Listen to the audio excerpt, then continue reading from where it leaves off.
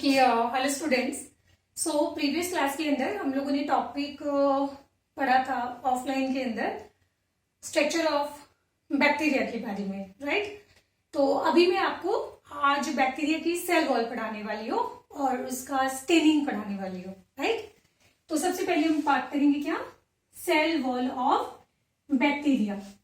तो ये जो मैं टॉपिक पढ़ाने वाली हूँ ये बेटा केवीपीआई की पॉइंट ऑफ व्यू से और ओलंपियाड एग्जाम की पॉइंट ऑफ व्यू से बहुत इंपॉर्टेंट है। और इसमें आपको एग्जैक्टली सेल वॉल का स्ट्रक्चर जो है वो कभी भी आपको स्कूल में ड्रॉ नहीं करना होगा, बट यहाँ पे कुछ पॉइंट जो होंगे वो बस आपको याद रखने हैं सुपरफिशियली कि हाँ हम लोगों ने ऐसा पढ़ा था और कुछ चीजें इस तरीके से होती है। क्लियर? चलो इसको शुरू करने से पहले मैं आपको बता देती हूँ कि यहाँ पे बैक्टीरिया की सेल वॉल बनी किसकी होती है। तो आप लोग बोलोगे कि ये बनी होती है पेप्टिडोग्लाइकिन या अदरवाइज बनी होती है किसकी, म्यूरिन। ठीक है, तो आप इसको म्यूरिन या फिर पेप्टिडोग्लाइकिन बोल सकते हो। अब मैम यहाँ पे पेप्टिडो मीन्स क्या होता है? पेप्टिडो मीन्स होता है पेप्टाइड चेन। क्या होता है? Peptide chain. And glycine means carbohydrates. तो आप एक काम करो, आई थिंक सो ये बैक्टीरिया का सेल वॉल का जो स्ट्रक्चर है ये मैं आपको बायोमोलिक्यूल वाले टॉपिक में पढ़ाऊंगी, बट आज आप लोग सिर्फ इतना से ध्यान रख लो कि बैक्टीरिया की जो सेल वॉल होती है वो बनी होती है किसकी, यहाँ पे पेप्टिडोग्लाइकिन। और ये केमिकल है क्या, तो इसके बारे में हम लोग पढ़ेंगे कहाँ पे, बायोमोलिक्यूल्स के बारे में। ठीक है, तो नेक्स्ट हम लोग पढ़ते हैं यहाँ पे कि बैक्टीरिया की जो सेल वॉल है इन केस अगर इसमें एब्सेंट हो तो ये क्या बन जाएगा, ये बन जाएगा माइकोप्लाज्मा, जो हम लोगों ने पहले भी पढ़ा था। तो माइकोप्लाज्मा एक तरह के बैक्टीरिया होते हैं जिनके ऊपर सेल वॉल क्या होगी, एब्सेंट होती है। तो सेल वॉल लेस बैक्टीरिया, क्या बोल दूं मैं इनको, सेल वॉल लेस बैक्टीरिया, तो ये क्या हो जाएंगे, माइकोप्लाज्मा। इतना क्लियर हो गया। अब हम लोग पहले क्या करते, यहाँ पे ग्राम स्टेनिंग करते। फॉर एग्जाम्पल आपके पास बैक्टीरिया है और उन बैक्टीरिया को आपको माइक्रोस्कोप के अंदर देखना है। तो मैंने आपको शायद मॉड्यूल प्रोवाइड किया होगा, तो मॉड्यूल के अंदर पेज नंबर 2 के ऊपर बैक्टीरिया की सेल वॉल के बारे में कुछ दिया होगा। तो बेटा वो आपको डिटेल में अभी नहीं पढ़ना है, वो आपको मैं फिर बोल रही हूँ केमिकल स्ट्रक्चर के बारे में हम लोग बायोमोलिक्यूल वाले टॉपिक में डिस्कस करेंगे, जो इसका नेक्स्ट चैप्टर है। ठीक है, तो चलो पहले बैक्टीरिया को अगर आपको माइक्रोस्कोप में देखना हो तो सिंस बैक्टीरिया कैसे होते हैं, ट्रांसपेरेंट होते हैं, तो माइक्रोस्कोप के अंदर ट्रांसपेरेंट चीजें दिखाई नहीं देती है। सो दैट्स वाई हमें वहां पे करना होता है उसको स्टेन। तो बैक्टीरिया को स्टेन करने के लिए एक टेक्निक दी थी जिसका नाम है ग्राम स्टेनिंग। तो पहले हम लोग यहाँ पे पढ़ते हैं ग्राम स्टेनिंग के बारे में। तो ये साइंटिस्ट ग्राम थे जिन्होंने ये स्टेनिंग का टेक्निक दिया था, दैट्स वाई इसको बोलते भी क्या है, ग्राम स्टेनिंग। तो ये आप लोग जब एमबीबीएस करोगे तो एमबीबीएस के अंदर आपके फर्स्ट ईयर का पहला एक्सपेरिमेंट होगा कि बैक्टीरिया को स्टेन कैसे किया जाता है। तो ऑब्वियसली स्टेनिंग के लिए आपको कोई डाई या फिर कलरिंग एजेंट यूज करना होगा, राइट। तो ये कलरिंग एजेंट का नाम होता है क्रिस्टल वॉयलेट, बिकॉज ये कलर होता है वॉयलेट कलर का और ये क्रिस्टलाइन होता है। क्रिस्टलाइन समझते हो ना, इसकी क्रिस्टल्स मिलते हैं, दैट्स वाई इसका नाम भी क्या रखा गया, क्रिस्टल वॉयलेट। और इस क्रिस्टल वॉयलेट से बैक्टीरिया को स्टेन करने के बाद हम इसको फिक्स करने के लिए as a fixer, as a mordant हम लोग यूज करते हैं पोटेशियम आयोडाइड। तो पोटेशियम आयोडाइड क्या करता है, क्रिस्टल वॉयलेट को टाइटली बाइंड करने में हेल्प करता है। ठीक, अब अगर आपने क्लास 10th के अंदर कभी टॉपिक पढ़ा होगा सॉल्वेंट के बारे में, तो एक बार मैं रिवाइज करवा देती हूँ। तो आप लोगों ने सॉल्वेंट दो तरह की पढ़ी होंगी। एक होता है वाटर, जिसको बोलते हैं इनऑर्गेनिक सॉल्वेंट, बिकॉज इसमें कार्बन नहीं है ना। और दूसरा होता है यहाँ पे क्या, organic solvent. And organic solvent में हम लोग एग्जाम्पल की बात करते हैं, फॉर एग्जाम्पल एथेनॉल, या फिर हम लोग पढ़ते हैं यहाँ पे बेंजीन, या फिर हम लोग पढ़ते हैं फिनॉल। तो ये सारे क्या होते हैं, ऑर्गेनिक सॉल्वेंट होते हैं। अब यहाँ पे बहुत एक इंपॉर्टेंट चीज आती है, लाइक, डज और लाइक। क्या बोला मैंने? लाइक, डज और लाइक। तो जो ऑर्गेनिक चीजें होगी वो डिजोल्व होगी ऑर्गेनिक सॉल्वेंट में, एंड जो चीजें इनऑर्गेनिक होती है वो डिजोल्व होगी इनऑर्गेनिक सॉल्वेंट में। तो ये पॉइंट आप लोग याद रखना। अब इसके बाद में यहाँ पे क्यों कर दियो, क्योंकि क्रिस्टल जो वॉयलेट होता है वो ऑर्गेनिक सॉल्वेंट, ऑर्गेनिक सॉल्वेंट के अंदर क्या होता है? डिजोल्व होता है। तो अगर मान लो सपोज करो कि बैक्टीरिया को मैंने स्टेन कर दिया, और स्टेनिंग करने के बाद अगर मैं उसको ऑर्गेनिक सॉल्वेंट से वॉश करूं, तो वॉश करने पर जो बैक्टीरिया कलर छोड़ देंगे तो बैक्टीरिया कैसे हो जाएंगे? ग्राम नेगेटिव हो जाएंगे। और जो कलर नहीं छोड़ेंगे, कलर उनके अंदर रिटेन रहेगा, तो उन बैक्टीरिया को हम क्या बोलते हैं? Gram positive bacteria. अब ऐसा क्यों होता है, तो इसके बारे में हम पढ़ेंगे बायोमोलिक्यूल वाले टॉपिक के अंदर। तो आओ चलो इसमें स्टेप्स के बारे में बात करते हैं। तो सबसे पहले हम एक लेंगे ग्लास स्लाइड, और उस ग्लास स्लाइड के ऊपर हम रखेंगे बैक्टीरिया, ठीक है, और उनको अच्छे से स्प्रेड कर दो। एंड स्प्रेड करने के बाद उसमें ऐड करेंगे हम क्या? Crystal violet. तो यहाँ पे सबसे पहला स्टेप यूज करेंगे क्या? Crystal violet. और क्रिस्टल वॉयलेट ऐड करने के बाद हम क्या करेंगे? इसमें ऐड करेंगे क्या? Potassium iodide. And potassium iodide जो है वो यहाँ पे रोल प्ले करता है मॉडरेट का, या फिर हम बोल सकते हैं क्या, ये रोल प्ले करेगा फिक्सर का, जो एक्चुअली इस स्टेन को फिक्स करने में हेल्प करेगा। और इसको ऐड करने के बाद अब हम करेंगे इसके वॉशिंग। और वॉशिंग किससे करेंगे? Washing with alcohol. तो एल्कोहल ऑर्गेनिक सॉल्वेंट होता है, इसके अंदर क्रिस्टल वॉयलेट क्या हो जाता है? डिजोल्व हो जाता है। तो डिजोल्व होने के बाद अगर ये कलर लूज कर देगा, क्या कर दिया? कलर लूज कर दिया, तो इस कंडीशन में हम बैक्टीरिया को क्या बोलेंगे? Gram negative bacteria. और यहाँ पे कलर लूज नहीं होता है, कलर रिटेन रहता है, तो उस कंडीशन में इनको हम बोलेंगे क्या? Gram positive bacteria. और इसके लिए आप थोड़ा इंतजार कीजिए कि इन्होंने कलर क्यों नहीं छोड़ा और इन्होंने कलर क्यों छोड़ दिया, तो इसके बारे में हम बाद में पढ़ेंगे, ठीक है। बस अभी हम लोगों ने सिर्फ पढ़ा है स्टेप्स कि ग्राम स्टेनिंग कैसे की जाती है। तो जब आप लोग इनको देखोगे तो ये मान लो कि पेट्री ग्लास स्लाइड है, और इस ग्लास स्लाइड के ऊपर ये बैक्टीरिया जब आप लोग नोटिस करोगे तो ठीक है, तो इसके अंदर ये बैक्टीरिया आपको कैसे दिखाई देंगे? ये दिखाई देंगे आपको ब्लूइश वॉयलेट कलर के, ब्लू कलर के दिखाई देंगे बेसिकली, है ना। तो यहाँ पे ये आपको दिखाई देंगे ब्लू ब्लू कलर। तो ये जो ब्लू कलर आपको दिखाई दे रहा है, ब्लू वॉयलेट कलर, तो ये होता है क्या? This is gram positive bacteria. पर अब ग्राम नेगेटिव जो बैक्टीरिया है, सिंस इन लोगों ने कलर क्या कर दिया? लूज कर दिया, तो अब ये वापस कैसे हो गए? ट्रांसपेरेंट हो गए। तो अगर ग्राम नेगेटिव बैक्टीरिया को अगर माइक्रोस्कोप में देखना है तो उसको वापस क्या करेंगे? कलर करेंगे। बट सिंस ये दो क्रिस्टल वॉयलेट के साथ कलर होते ही नहीं है, तो इनके लिए हम कोई और डिफरेंट डाई यहाँ पे यूज करने वाले, एक डिफरेंट डाई या फिर डिफरेंट स्टेन हम लोग यूज करेंगे, जिसका नाम है सैफरनिन, ठीक है। और वो आप लोग क्लास 11th में स्कूल में खूब सारा एक्सपेरिमेंट करना है इसके ऊपर। और सैफरनिन जब आप लोग देखोगे तो सैफरनिन का कलर होता है रेडिश पिंकिश। अब वो डिपेंड करता है कि आप उसका कितना कॉन्सेंट्रेशन ले रहे हो। अगर सैफरनिन का बहुत ज्यादा कॉन्सेंट्रेशन है तो वो आपको दिखाई देगा रेड कलर का, और अगर वो लाइट कलर, लाइट पिंकिश अगर आपको दिखता है तो उसका कॉन्सेंट्रेशन आपने डाइल्यूट करके यूज किया है ना। तो इसको हम लोग क्या करेंगे? यहाँ पे सैफरनिन से यहाँ पे क्या करेंगे? स्टेन करेंगे। तो टेक्निकली ग्राम नेगेटिव बैक्टीरिया फिर फाइनली आपको यहाँ पे दिखा देंगे रेडिश कलर की। कैसे कलर के दिखाई दे रहे हैं? रेडिश कलर के। तो इस तरह से फाइनली ये हमने क्या किया? बैक्टीरिया को स्टेन कर दिया। कोई दिक्कत यहाँ पे नहीं। अब एक काम करते हैं, इन ग्राम पॉजिटिव और ग्राम नेगेटिव बैक्टीरिया का हम देखते हैं स्ट्रक्चर। तो जैसे अगर मैं यहाँ पे सेल वॉल के बारे में बात करूं, तो अब इनके सेल वॉल के बीच में देखते हैं डिफरेंस। तो ग्राम पॉजिटिव बैक्टीरिया एंड ये हो जाएगा क्या, ग्राम नेगेटिव बैक्टीरिया।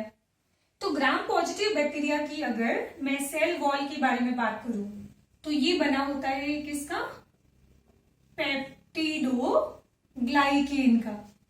और यहाँ पे ग्राम नेगेटिव बैक्टीरिया का भी सेल वॉल बना होता है पेप्टिडोग्लाइकेन का।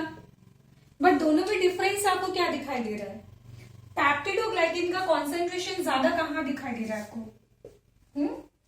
तो आपको पेप्टिडोग्लाइकेन का कॉन्सेंट्रेशन जो है वो ग्राम पॉजिटिव के अंदर ज्यादा मिलेगा। तो पेप्टिडोग्लाइकेन अमाउंट यहाँ पे आपको ज्यादा मिलेगा और यहाँ पे पेप्टिडोग्लाइकेन का अमाउंट क्या मिलेगा, कम मिलेगा। ठीक है, तो अब मुझे बताओ कि सेल वॉल थिक किसकी होगी और थिन किसकी होगी, है ना, थिक किसकी होगी और थिन किसकी होगी। तो आप लोग अगर ध्यान से देखो तो ग्राम पॉजिटिव बैक्टीरिया का वॉल थिक सेल वॉल होगा, क्या होगा, यहाँ पे थिक सेल वॉल होगा, जबकि इसके अंदर इसका सेल वॉल आपको दिखाई देगा थिन कंपेरेटिवली। ये डिफरेंस हो गया।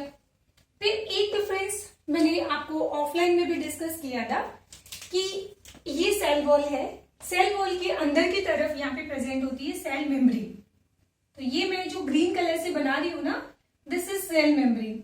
और cell membrane as usual class 9 के अकॉर्डिंग आपने पढ़ा होगा कि ये फॉस्फोलिपिड की बनी होती है और इसमें होता है प्रोटीन। तो यहां पे मैंने क्या बना दिया, this is cell membrane and cell membrane as usual made up of phospholipid and क्या होता है, प्रोटीन होता है। ठीक है, अब एक इंटरेस्टिंग चीज यहाँ पे, वो क्या, ग्राम नेगेटिव बैक्टीरिया की जो सेल वॉल है इसके अंदर एक्चुअली आपको 2 लेयर मिलेगी। अब ये दूसरी वाली लेयर किसकी है, तो यहां पे मिलेगा आपको क्या, फॉस्फोलिपिड लेयर। एक मिनट मैडम, अभी तो आपने बोला था कि फॉस्फोलिपिड जो है वो प्रेजेंट होता है कहां पे, सेल मेम्ब्रेन के अंदर, बट यहां पे ग्राम नेगेटिव बैक्टीरिया की सेल वॉल के अंदर एक आउटर लेयर प्रेजेंट होता है जो बना होता है किसका, फॉस्फोलिपिड की 2 लेयर है ना। 2 लेयर कैसे, ये मैंने ऐसा बनाया बता डायग्राम, अगर आपको नहीं दिखाई दे रहा है तो ऐसा बनाया है। एक लेयर कौन सा वाला हो गया, एक लेयर हो गया ये वाला और दूसरा ये वाला, तो ये हो जाएगा फॉस्फोलिपिड बाई लेयर हो गया। एंड प्लस इसमें प्रेजेंट होता है क्या, protein just like cell membrane. ठीक है, तो ये जो रेड कलर बना रही हूं ना, दिस इज प्रोटीन। और इसके बारे में हम पढ़ेंगे क्या, क्लास 12 के अंदर। तो क्या मैं ऐसा यहाँ पे कंक्लूड कर सकती हूँ कि ग्राम नेगेटिव बैक्टीरिया का सेल वॉल बाई लेयर होता है और यहाँ पे ग्राम पॉजिटिव बैक्टीरिया के अंदर ये वाली आउटर मेम्ब्रेन इसमें एब्सेंट होती है, तो ये कैसा होगा, सिंगल लेयर्ड होगा। तो next difference is this is single layered, जबकि ये कैसा दिखाई देगा, डबल लेयर्ड। और डबल लेयर के अंदर आउटर लेयर किसका बना हुआ है, यहां पे मैं लिख रही हूं OL, यहां पे लिख रही हूं मैं IL, outer layer inner layer. तो आउटर लेयर यहां पे बना होता है किसका, phospholipid bilayer. Full form लिख लीजिएगा इसका, फॉस्फोलिपिड बाई लेयर प्लस क्या होगा, protein. And inner layer as usual वो बना होता है किसका, पेप्टिडोग्लाइकेन का। ये डिफरेंस समझ आ गया। एक और चीज याद रखना कि यहाँ पे ग्राम पॉजिटिव बैक्टीरिया की सेल वॉल में एक फैट होता है, एक special type of fat present होता है जिसका नाम है टिकॉइक एसिड। और ये सिर्फ आपको याद रखना बेटा, ये क्या होता है, टिकॉइक एसिड। और टिकॉइक एसिड जो है वो बेसिकली सेल वॉल को और ज्यादा क्या बनाता है, स्ट्रॉन्ग बनाता है। तो यहाँ पे टिकॉइक एसिड क्या होता है, प्रेजेंट, तो पॉजिटिव के अंदर प्रेजेंट, और इसकी सेल वॉल के अंदर आपको टिकॉइक एसिड जो है वो नहीं मिलेगा। नेगेटिव कहने का मतलब यहाँ पे एब्सेंट की बात हो रही है। इतना समझ आ गया। तो इस तरीके से हमने ग्राम क्या किया, सेल वॉल को कंप्लीट कर लिया है। ठीक है, बट इसमें पेप्टिडोग्लाइकेन का क्या मीनिंग है, ये केमिकल्स के बारे में हम लोग बायोमोलिक्यूल के अंदर पढ़ेंगे। फिलहाल आप बस इतना ही पढ़ना है यहाँ पे, ग्राम स्टेनिंग के बारे में, और दूसरा ग्राम पॉजिटिव और ग्राम नेगेटिव बैक्टीरिया की सेल वॉल के अंदर आपको क्या डिफरेंस दिखाई देगा। ठीक है, आगे चले ना, इसको नोट डाउन कर लीजिए अच्छे से।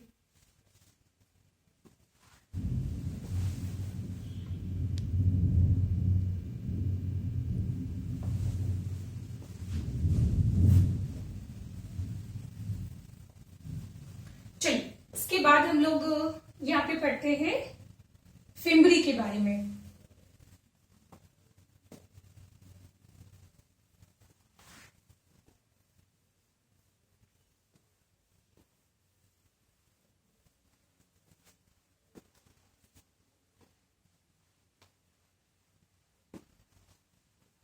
और आप लोग प्लीज रिवीजन करते जाना साथ का साथ, क्योंकि टाइम के साथ बायोलॉजी के अंदर सिलेबस जो है वो कंपाइल होता जाएगा, और इतना ज्यादा सिलेबस, सॉरी लाइट चली गई है,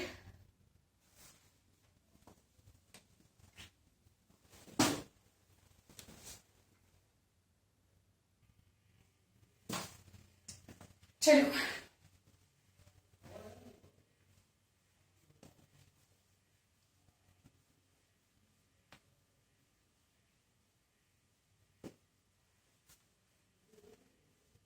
बेटा, जिन्होंने ये क्लास बीच में ज्वाइन किया है तो उनको थोड़ा समझने में दिक्कत होगी, ध्यान रखना।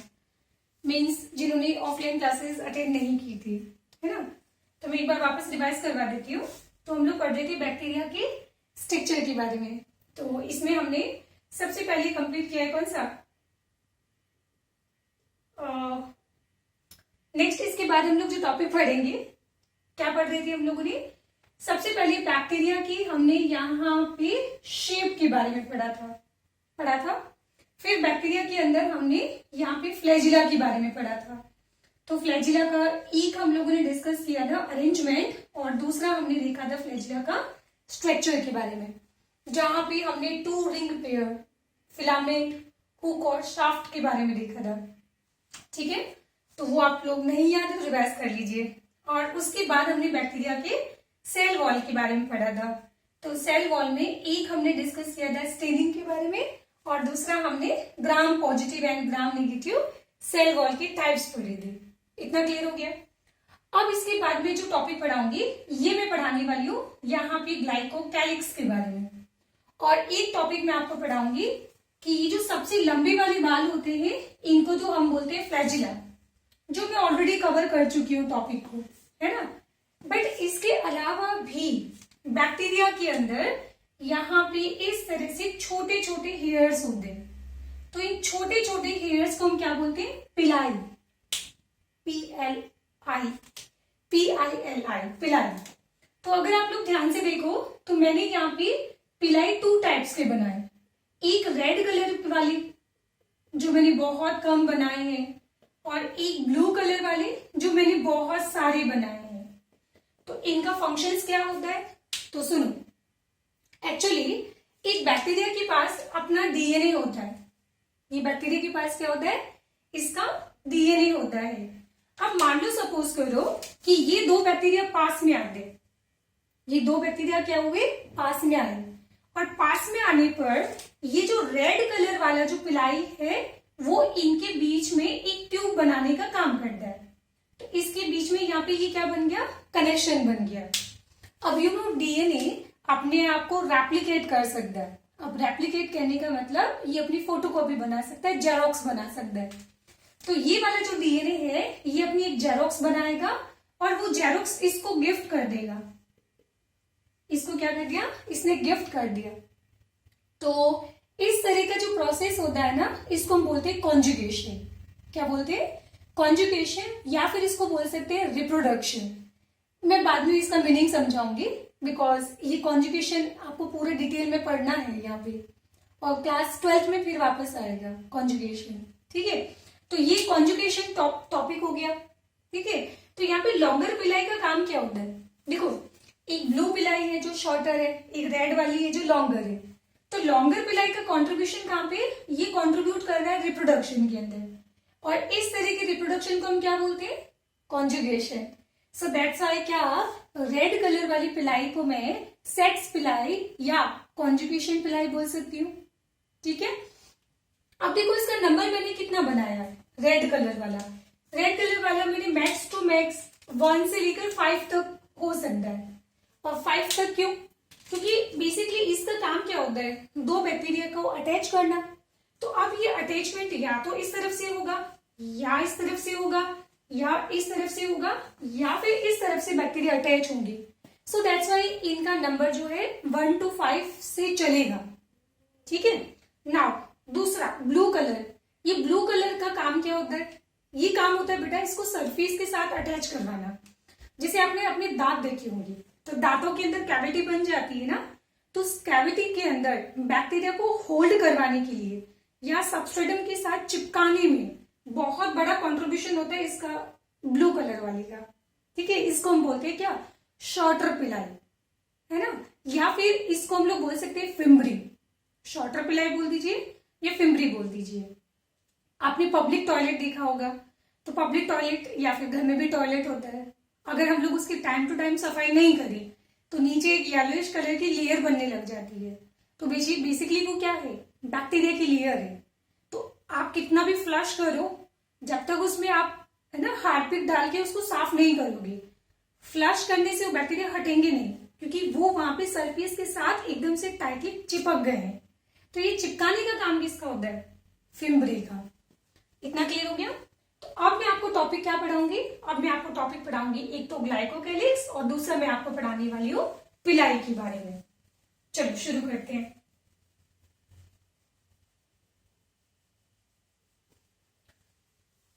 तो जिन्होंने ऑफलाइन क्लासेस अगर अटेंड की थी Day 1 वाली, तो उनके लिए तो जस्ट काइंड ऑफ रिवीजन हो गया है, और बाकी न्यू स्टूडेंट को इसको अच्छे से हम पूरा पढ़ ही रहे।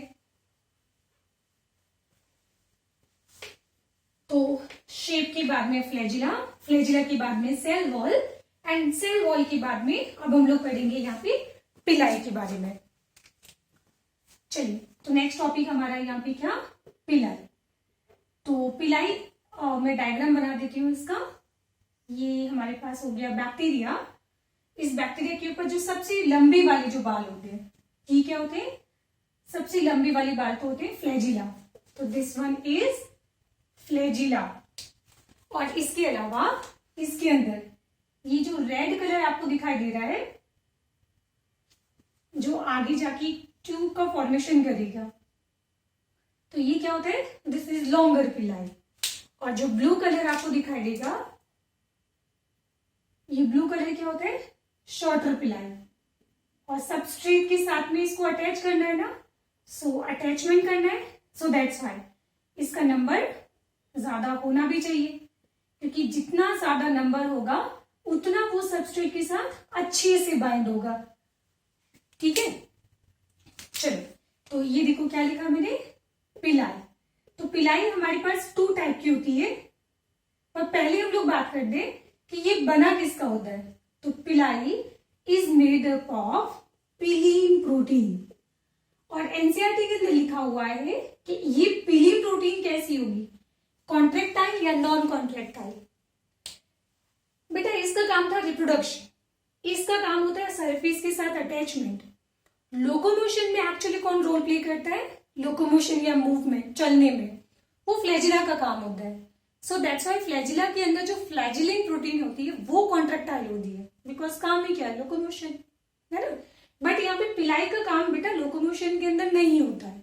सो दैट्स व्हाई ये जो पिलीन प्रोटीन होती है ये कॉन्ट्रेक्टाइल होनी चाहिए या नॉन कॉन्ट्रेक्टाइल। तो ये प्रोटीन कैसी होगी, नॉन कॉन्ट्रेक्टाइल। इसके अंदर कोई भी कॉन्ट्रेक्शन नहीं होगा, क्योंकि इसका काम लोकोमोशन होता ही है नहीं है। ठीक है, चलो, अब जो पिलाई होते हैं ये हमारे पास 2 टाइप के होते हैं। एक आ जाएगा इसके अंदर कौन सा, लॉन्गर पिलाई, जो मैंने बनाया है रेड कलर से, जो एक्चुअली आगे जाके एक रिप्रोडक्शन के अंदर हेल्प करेगा। सो दैट्स व्हाई इसको बोलते हैं सेक्स पिलाई। और ये रिप्रोडक्शन का टाइप कौन सा है, कॉन्जुगेशन। सो दैट्स व्हाई इसको बोलते हैं कॉन्जुगेशन पिलाई। एंड कॉन्जुगेशन के अंदर क्या होता है, बेसिकली एक बैक्टीरिया अपने डीएनए की फोटोकॉपी बनाता है, मींस रेप्लिकेट करता है, और रेप्लिकेट करने के बाद वो थ्रू कॉन्जुगेशन ट्यूब, और ये कॉन्जुगेशन ट्यूब किसने बनाई थी, लॉन्गर पिलाई ने, थ्रू कॉन्जुगेशन ट्यूब उसको ट्रांसफर कर देता है अनदर बैक्टीरिया के अंदर। सिंपल। अच्छा, तो अगर मैं इसके नंबर की बात करूं तो इसका नंबर कितना होगा, इसका नंबर होता है जस्ट 1 to 5, और ये आगे जाके क्या फॉर्म करेगा, form conjugation tube during conjugation. इतना क्लियर हो गया। नाउ दूसरा हम लोग यहाँ पे बात करते हैं शॉर्टर पिलाई के बारे में। ये भी बना होता है पिलीन का और ये भी बना होता है पिलीन प्रोटीन का, ठीक है। और शॉर्टर पिलाई के लिए हम एक टर्म यूज कर रहे थे क्या, फिम्ब्री। एंड इसका काम क्या होता है, इसका काम होता है क्या, अटैचमेंट विद सबस्ट्रेटम या सरफेस। तो सरफेस के साथ में इसको क्या करवाना होता है, अटैच करवाना होता है। तो इस तरीके से ये हमारा टॉपिक हो गया कंप्लीट। तो रेड वन इज लॉन्गर पिलाई and the blue one is shorter pili.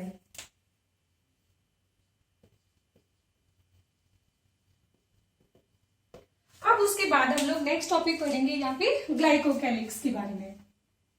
ये आज का मैं आपको बहुत ही छोटा सा लेक्चर दूंगी और आज के क्लास में हम लोग इतना ही कवर करने वाले हैं।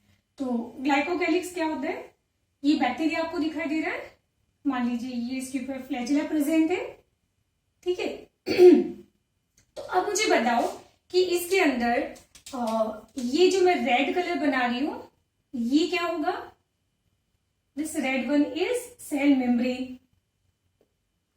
तो रेड वन क्या है, सेल मेम्ब्रेन। एंड जो ब्लैक कलर की बाउंड्री है ये क्या हो जाएगी, ये हो जाएगी यहाँ पे सेल वॉल।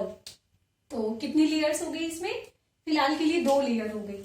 बट जब आप बैक्टीरिया को ध्यान से देखोगे तो कभी कभी, नॉट ऑलवेज, बैक्टीरिया की बाहर, सेल वॉल की बाहर आपको एक और ये लेयर भी मिलेगी, जो फिलहाल मैं यहाँ पे कौन सा डायग्राम बना रही हूँ, कौन से कलर से बना रही हूँ, ग्रीन कलर से। तो ये ग्रीन कलर का जो लेयर होता है जो सेल वॉल की बाहर होता है, मीन्स सबसे आउटर मोस्ट जो लेयर है, इसको बोला जाता है क्या, ग्लाइकोकैलिक्स। अब आप लोग ध्यान से जब एनसीईआरटी पढ़ोगे तो आप लोग देखोगे कि बैक्टीरिया के ऊपर अगर ग्लाइकोकैलिक्स अगर प्रेजेंट है तो टेक्निकली इसके ऊपर बन जाती है टोटल 3 लेयर्स। क्लियर मैम, ये ग्लाइकोकैलिक्स का काम क्या होता है, तो देखते हैं। ग्लाइकोकैलिक्स, अब ग्लाइकोकैलिक्स जो है इसको हम लोग यहाँ पे या तो बोलते हैं कैप्सूल या फिर इसको बोलते हैं हम लोग क्या, स्लाइम लेयर। ग्लाइकोकैलिक्स को या तो हम बोलेंगे कैप्सूल या फिर बोलते हैं स्लाइम लेयर। ऐसा क्यों, एक कॉमन सेंस यूज कर बेटा, कि अगर मैं बोलूं कि ये एक बहुत ही thick and tough layer form कर रहा है, thick and tough layer form हो रही है, सो उस केस में वो आपको ऐसा नहीं लगेगा कि एक टफ लेयर मतलब बैक्टीरिया कैप्सूल के अंदर पैक हो गया। सो ध्यान रखना, अगर ग्लाइकोकैलिक्स आपको थिक एंड टफ लेयर अगर दिखाई देता है तो उस केस में उसको हम टर्म देंगे कैप्सूल। और अदरवाइज अगर ये लेयर आपको थिन एंड लूज अगर दिखता है तो उस केस में हम लोग इसको टर्म क्या देंगे, स्लाइम लेयर। तो अगेन बोल रही हूँ, ग्लाइकोकैलिक्स अगर आपको थिक और टफ लेयर दिखाई देता है तो इस केस में ग्लाइकोकैलिक्स को हम बोलते हैं क्या, कैप्सूल। और अगर यहाँ पे ग्लाइकोकैलिक्स आपको थिन एंड लूज अगर दिखाई देता है तो सिंपली इसको हम बोलेंगे क्या, स्लाइम लेयर। नाउ इनका काम क्या है, ये लूज कब होता है और थिन कब होता है, सॉरी मतलब ये टफ कब होता है और लूज कब होता है ना। अगर मैं बोलूं कि देखो ये बैक्टीरिया हमारी बॉडी में जाता है और हमारी बॉडी में जाने के बाद हमारा immune system that is WBC, वो WBC अगर बैक्टीरिया को डिटेक्ट कर ले और उन बैक्टीरिया को अगर खा जाए तो क्या वो बैक्टीरिया हमारी बॉडी में सर्वाइव कर सकता है क्या, नहीं। तो फिर बैक्टीरिया अपने आप को प्रोटेक्ट करने के लिए क्या करेगा, वो अपने अपने आप को प्रोटेक्ट करने के लिए अपने चारों तरफ एक थिक लेयर बना देगा, और वो थिक लेयर उसको हमारी WBC, हमारी इम्यून सेल से क्या करेगा, प्रोटेक्ट करेगा। सो दैट्स वाई हम लोग ये बोल सकते हैं कि जो बैक्टीरिया कैप्सुलेटेड होंगी वो मोर पैथोजेनिक होंगी। क्लियर? ऐसा हम 12th क्लास में पढ़ेंगे, याद रखना। तो यहाँ पे कैप्सूल का फंक्शन क्या होता है? इसका फंक्शन होता है क्या? Protection from immune cells, immune cells of host. तो होस्ट के इम्यून सेल से प्रोटेक्ट करने का काम होता है किसका? कैप्सूल का। सो दैट्स वाई जो बैक्टीरिया कैप्सुलेटेड होंगे वो पैथोजेनिक होंगे। ठीक है, चलो नेक्स्ट हम बात करते हैं स्लाइम लेयर के बारे में। तो इसका फंक्शन क्या होगा? पहली बात तो ये क्या होती है? लूज लेयर होती है। स्लाइम मतलब स्लिपरी लेयर, ऐसा कुछ आता है ना स्लाइम। तो स्लाइम का एक्चुअली मतलब होता है कि वाटर इसमें प्रेजेंट होता है, एंड वाटर प्रेजेंट होने की वजह से ये बैक्टीरिया जल्दी से ड्राई नहीं होगा। तो ये क्या करता है? Prevent from desiccation. पढ़ना NCERT, prevent from desiccation. And desiccation means drying. तो ड्राई होने से ये इसको प्रोटेक्ट करता है। दूसरा, फॉर्मेशन ऑफ कॉलोनी। तो ये कहां पे हेल्प करता है? Help in formation of colony, help in colony formation. अब कॉलोनी फॉर्मेशन का क्या मतलब हुआ कि अगर मान लीजिए बैक्टीरिया जो है वो, आपने जनरली देखा होगा बेटा कि बैक्टीरिया जो होते हैं हमेशा ग्रुप के अंदर बहुत सारे ग्रो करते हैं, ऐसे पूरा बंचेज होता है। तो ये सारे बैक्टीरिया आपस में चिपके हुए किससे? तो ये आपस में किससे चिपके होंगे? स्लाइम लेयर से चिपके होंगे। तो ये पूरी बैक्टीरिया की क्या बन गई? ये बैक्टीरिया की बन जाती है कॉलोनी। तो इस कॉलोनी फॉर्मेशन में कंट्रीब्यूशन किसका होगा? स्लाइम लेयर का। क्योंकि अगर ये स्लाइम लेयर इनको चिपकाएगी नहीं तो सारे बैक्टीरिया बहुत दूर दूर अलग अलग हो जाते हैं, है ना। बट ऐसा होता नहीं है ना। उसके लिए थर्ड फंक्शन होता है इसका क्या? थर्ड यहाँ पे फंक्शन हो जाएगा स्लाइम लेयर का, prevent from desiccation, help in colony formation, and एक फंक्शन इसका और हम लोग लिखेंगे help in attachment with substrate. इसका ये वाला फंक्शन और ये वाला फंक्शन फिम्ब्री का वो सेम। ठीक है, तो इसका एक और काम क्या होता है? इसका एक और फंक्शन हो जाएगा क्या यहाँ पे? Attachment with substratum. सबस्ट्रेटम मतलब सबस्ट्रेट की बात हो रही है। ठीक है, तो एक काम करके फिर मैं टाइम देख लेती हूँ कितना हुआ। एक काम करो बेटा, फिर आज की क्लास में यहीं पे स्टॉप कर देती हूँ। आज हम लोग इतना ही पढ़ेंगे, बाकी नेक्स्ट क्लास के अंदर मैं बैक्टीरिया का स्ट्रक्चर कंप्लीट कर दूंगी।